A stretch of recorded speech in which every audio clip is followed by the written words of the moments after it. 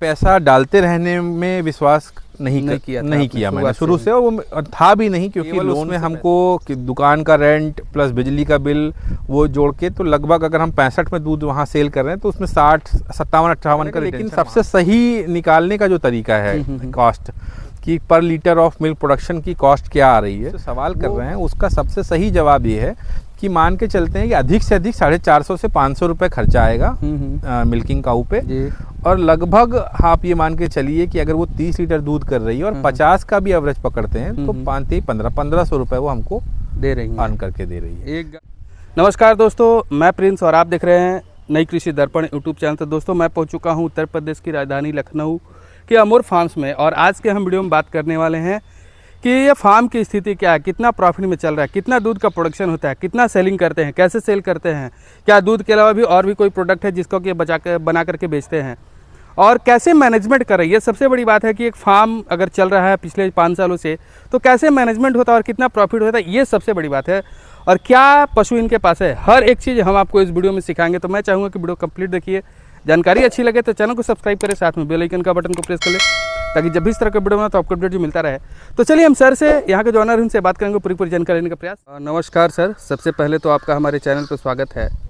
आप एक छोटा सा परिचय हमारे दर्शकों को आप दे दीजिएगा सर। नमस्कार प्रिंस जी, आपका स्वागत, आपके दर्शकों को भी बहुत बहुत नमस्कार। मैं सानिध्य, और ये आमोर फार्म है, लखनऊ के बाहर स्थित है। आप हमारे यहाँ पहले भी आ चुके हैं? जी जी बिल्कुल। तो दोस्तों मैं सर का पहले भी वीडियो बना चुका हूँ, और मेरे हिसाब से ये तीसरा वीडियो होने वाला है सर के पास जी। तो अब हम सर के जो स्टेटस है, जो जिस स्थिति में भी चल रहा है, उसके बारे में हम इस फार्म के बारे में जानने का प्रयास करेंगे। तो सर अभी किस स्थिति में आपकी फार्म अभी चल रही है सर? क्या जी स्थिति तो देखिए दिन पे दिन थोड़ा सा और ऑर्गेनाइज होती जा रही है। जो हम लोग पहले कुछ चीज़ें ऐसी थी जो नहीं ऑर्गेनाइज थी, अब ऑर्गेनाइज हो रही हैं।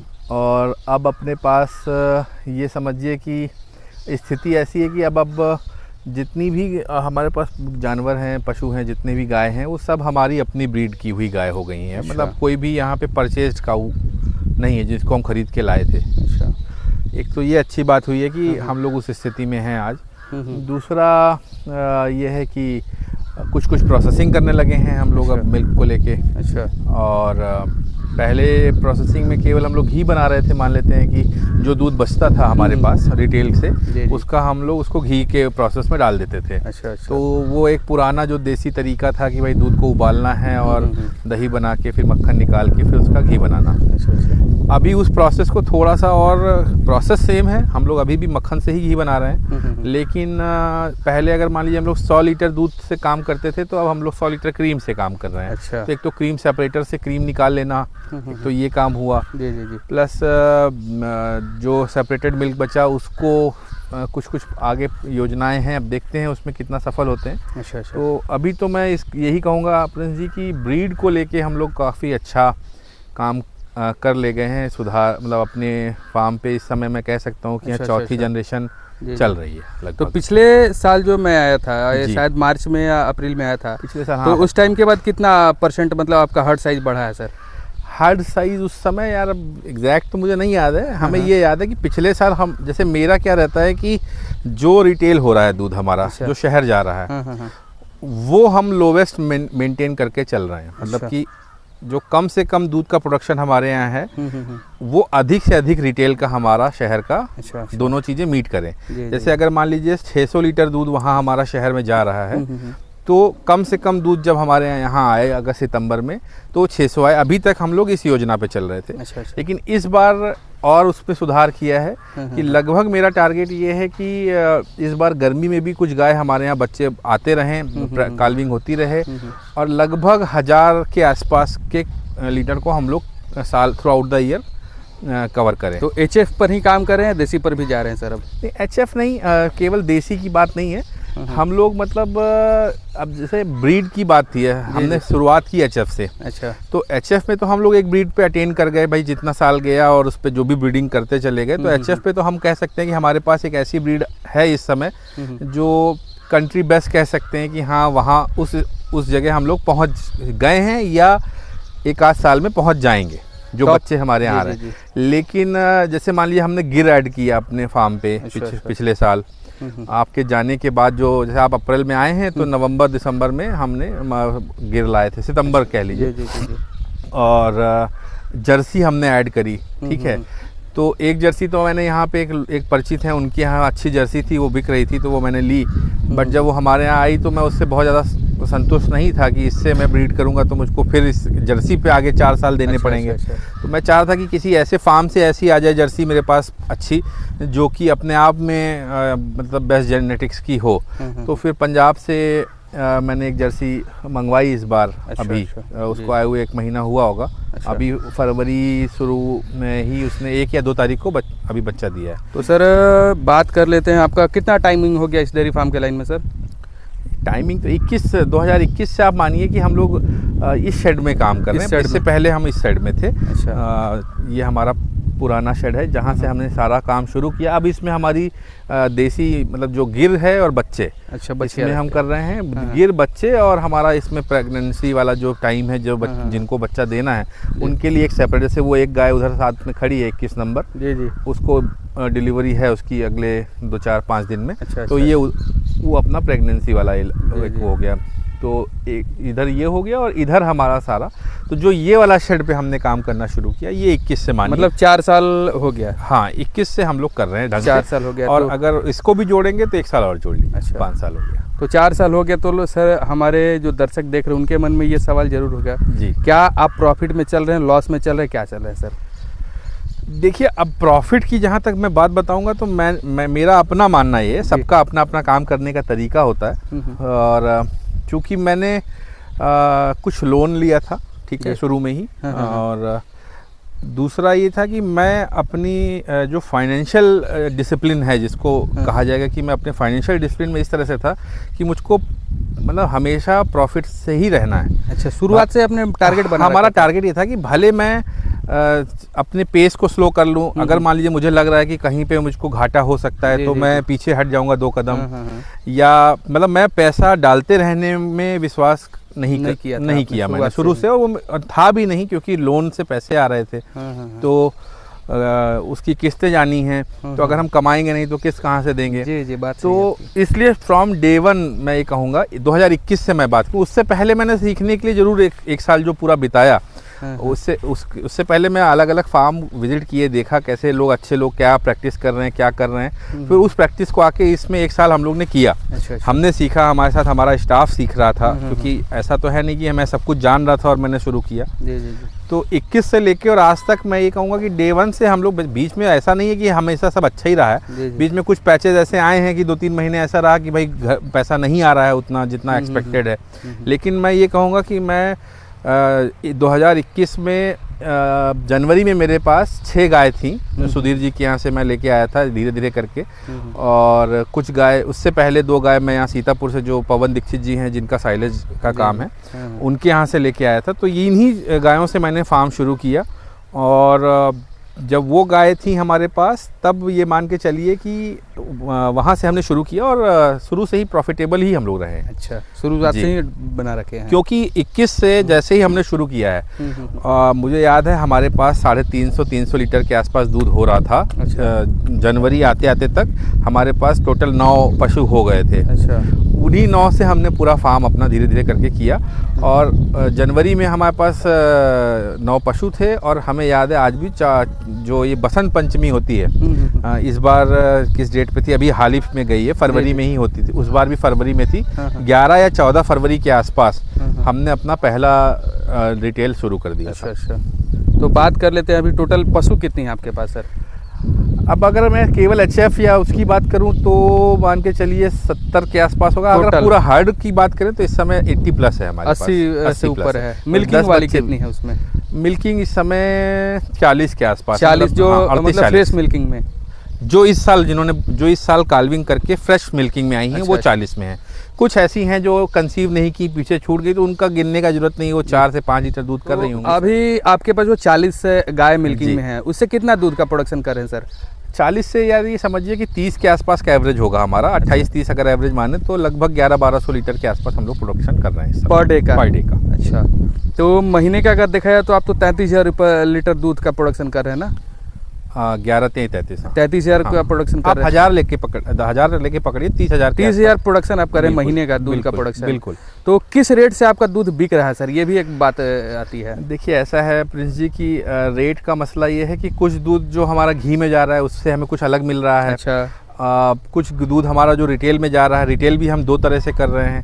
एक हम बॉटल्ड में रिटेल कर रहे हैं, जो बॉटल मिल्क हमारा जा रहा है वो 70 रुपये लीटर है जी। ठीक है। और जो हम अपने आउटलेट से सेल कर रहे हैं वो 65 रुपये लीटर है जी। और कुछ दूध हम वहाँ शहर में बल्क में दे देते हैं। अच्छा। जो कुछ पुराने हमारे जिन्होंने शुरू से हमको सहयोग किया, वो 1-2 मिठाई वाले हैं, तो उनको वो दे देते हैं। लेकिन अब वो धीरे धीरे नॉमिनल हो गया, वो कम हो रहा है धीरे धीरे। जब उनको बहुत डिमांड होती है तो वो मांग लेते हैं। अच्छा। तो अगर मैं ओवरऑल बात करूँ तो 2 रिटेल के मॉडल हैं, एक हमारा आउटलेट से जो जा रहा है और एक हमारा ये बॉटल में जो जा रहा है। तो ये 70 उधर से आता है, 65 ये हो गया।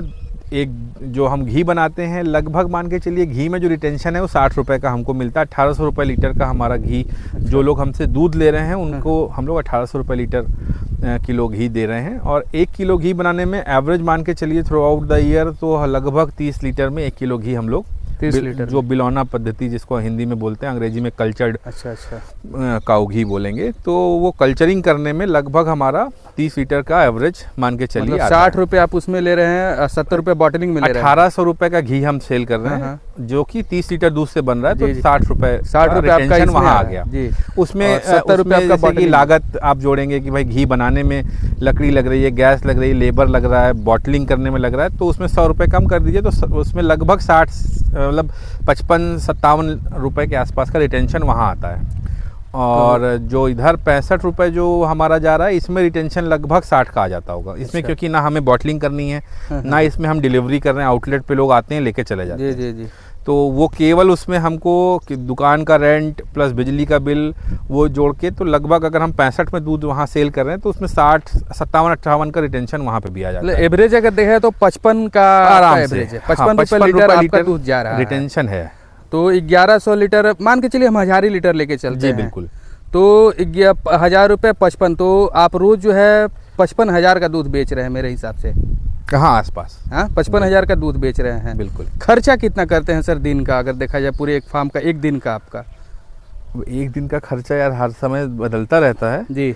लेकिन मैं जो मेरी अपनी, जैसे ऐसा तो है नहीं कि जो सवाल आप पूछ रहे हैं मैंने अपने लिए कैलकुलेट कभी ना किया हो, भाई मैं क्या खर्च कर रहा हूँ, मैंने निकाला ना हो। जी। तो ये मान के चलिए जो मिल्किंग काऊ है हमारी, जो ये हर जिसके मैं 40 गायों की बात कर रहा हूँ, जिसका 30 का एवरेज है। जी। वो गाय जो है हमको 1000 लीटर दूध दे रही हैं और उन पर गाय पे लगभग 450 रुपये पर डे का खर्चा हम लोग करते हैं। 450 रुपये कैसे सर? 450 ऐसे कि अगर हम 30 लीटर मान के चलें कि कोई गाय दूध कर रही है, ठीक है, तो लगभग उस पे मान के चलिए कि 10 किलो फीड हम दे रहे हैं, जो कंसंट्रेटेड फीड है। माँ डेयरी फार्म से हम लोग ले रहे हैं फीड, शुरू से वहीं से फीड हम लोग इस्तेमाल करते हैं। क्या रेट पड़ता है आपको फीड? फीड जो उनका प्रीमियम मैं इस्तेमाल करता हूँ, हाई मिल्किंग प्रीमियम और हाई मिल्किंग दोनों ही आते हैं। जो हमारे यहाँ लेट लैक्टेशन की गाय हैं उनको हम हाई मिल्किंग डाल रहे हैं, और जो ये वाली है लैक्टेशन है, मतलब जो जस्ट अभी काल्विंग की है जिन्होंने, फ्रेश काउस जो हैं, उनको हम लोग प्रीमियम डाल रहे हैं। उससे पहले फ्रेश डालते हैं, वो सारा फीड का अलग अलग है, तो फीड की कॉस्ट भी अलग अलग है। लेकिन सबसे सही निकालने का जो तरीका है कॉस्ट कि पर लीटर ऑफ मिल्क प्रोडक्शन की कॉस्ट क्या आ रही है, वो मुझको जो सही लगता है वो ये लगता है कि जो आपकी हर्ड में नई, क्योंकि ये गाय जो हैं जिन्होंने इस बार बच्चा दिया है, यही पूरे फार्म को पाल रही हैं, बच्चे भी यही पाल रही हैं, क्योंकि दूध का रेट यही ला रही हैं, ठीक है। जो ड्राई गाय हैं वो उनको भी यही पाल रही हैं। तो लगभग मान के चलिए 450 जो मैंने बोला वो इस तरह से बोला कि अगर 30 रुपये का फीड पड़ रहा है हमको, तो 300 रुपये का तो फीड हो गया 10 किलो के हिसाब से, ठीक है। 300 ये हो गया, और लगभग 15 किलो के आसपास साइलेज हम दे रहे हैं। अच्छा। ठीक है, ज़्यादा भी देते हैं, लेकिन एवरेज अगर आउट करेंगे तो 15 किलो मान लेते हैं। क्या रेट साइलेज का? साइलेज जो हम लोग जो बनाते हैं अपना साइलेज, तो लगभग मान के चलिए 5-5.5 रुपये में हमारा बन जाता है। अच्छा, घर का 5 रुपये भी माने तो 15-25 75। अच्छा, 75 ही होता तो है 375, जी जी। हाँ, तो 75 हो गया, ठीक है, 375, 375 ये हो गया। हम्म। उसके बाद 1.5 से 2 किलो भूसा, जो कि 6 से 7 रुपए में हम लोग को सीजन पे पड़ जाता है, 12 या 14 रुपए, तो 12 रुपए इसका मान लेते हैं, तो 75 प्लस 12 हो गया 387 रुपया, 87 हो गया। उसके बाद मान के चलिए 20 रुपए मेडिकल एक्सपेंस मान लेते हैं, 20 से किसी को 20 लगता है, किसी को ज़्यादा लगता है, 20 रुपए हो गया। और इसके बाद आपका क्या बचा, लेबर बचा। लेबर का मान के चलिए 5 रुपए से 10 रुपए लेबर मान लीजिए आप, तो मतलब अप्रॉक्स 450 मैक्सिमम आएगा, एक गाय का मैक्सिमम आएगा। बछिया है तो छोटे कम ही आएगा सर। जो हाँ, जो गाय पीक मिल्किंग पे चल रही हैं उसका मैं उनका बता रहा हूँ आपको। अगर कोई गाय 30 लीटर दूध कर रही है तो 3 तिहाई 4 तिहाई 12 लगभग 10-11 लीटर दूध, 10-11 फीड डाल रहे हैं हम उसको। तो जैसे अगर मान लीजिए इसमें 30 जब मैं एवरेज कर रहा हूँ तो इसमें 42 लीटर दूध करने वाली गाय भी है और मिनिमम 30 लीटर करने वाली गाय भी है। 30 से नीचे तो कोई है ही नहीं, तो एवरेज 30 से ऊपर का है। लेकिन मैं थोड़ा सा बचते हुए ये बात कह रहा हूँ कि 30 का एवरेज अभी चल रहा है, क्योंकि लोग 17-18 एवरेज मानते हैं, वो हर्ड का एवरेज आएगा। जब मैं 80 गायों का एवरेज निकालूंगा तो वो घट जाएगा। लेकिन अगर मैं केवल अपनी फ्रेश गायों का एवरेज बताऊं तो 30 से प्लस ही है इस समय, और वो सीजन पे धीरे धीरे घटेगा एवरेज। तो मतलब अगर एवरेज आप करें तो 300-350 रुपए खर्चा कर रहे हैं आप? नहीं, 450 रुपए, 450 रुपए एक गाय का ना? हाँ, जो फ्रेश वाली पूरा अगर हर्ड साइज देखा, हाँ, पूरे हर्ड पे अगर बात करेंगे, जैसे मान लीजिए बच्चे हैं, ठीक है, तो बच्चा जो है वो दिन में 2.5 लीटर दूध पी रहा है इस समय, ठीक है, 2.5 से 5 में 5-7 लीटर दूध की कॉस्ट अगर जोड़ेंगे तो लगभग वही 200-250 रुपए का दूध पी रहा है बच्चा, प्लस फीड खा रहा होगा 50 रुपए का, तो 300 रुपए उसका बच्चे का आ गया। इसी तरह जो ग्रोवर हैं, मतलब जो 5 महीने से और AI के पीरियड के बीच में चल रही हैं, तो उनका 3 किलो के आसपास का फीड है, प्लस 5 किलो साइलेज है, तो वहाँ से आप जोड़ लीजिए 300-350 रुपए, यानी कि आप कुल में अगर मेरे हिसाब से 30,000 रुपए आप खर्चा करें इन पर गायों पर रोज का। हाँ, मान सकते हैं 30,000 रुपए, मतलब बहुत ज्यादा एकदम फिगर पे बात करना बहुत, वो हम लोग थोड़ा सा टफ नहीं है, बचते हैं, क्योंकि होता क्या है ना, सबका अपना अपना है। जी जी। ये जैसे मैंने आपको बताया कि मैं फ्रॉम डे 1 मैंने कोशिश की कि मैं इसको प्रॉफिटेबल रखूं, अपने वेंचर को। तो उसको रखने के लिए क्या क्या हो सकता था वो काम किया गया, ठीक है। तो जैसे अब मान लीजिए भूसा है, अब किसी को कोई मानेगा नहीं कि 6 रुपए में हमको भूसा पड़ रहा है, लोग 10 में खरीद रहे हैं, साइलेज है 10 में आ रहा है, हम 5-6 रुपए में बनाए, क्योंकि हम मक्के की बेल्ट में बैठे हुए हैं, तो वो सब चीज़ों का हमको बेनिफिट है।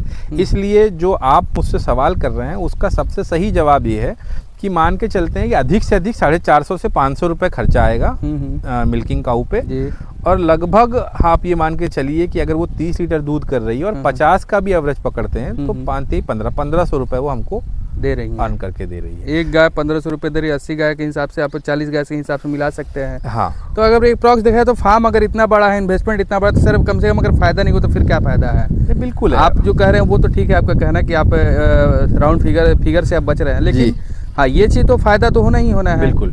तो क्या ये रेगुलर रहता है या कम ज्यादा होता है? ये पीक बता रहा हूँ मैं, पीक पर है, क्योंकि ये सीजन का पीक है। और मिनिमम कितना जाता है? जब घटता हुआ जाएगा तो वही जो मैंने आपको बताया, अभी मैं 1000 लीटर दूध कर रहा हूँ, उस समय मैं 600 लीटर कर रहा हूँ, 600 लीटर। तो 600 पे फिर मुझको 600 पे 50 रुपए का रिटेंशन, तब रिटेंशन सेम रहेगा हमारा, थ्रू आउट द ईयर दूध का रेट सेम रहेगा।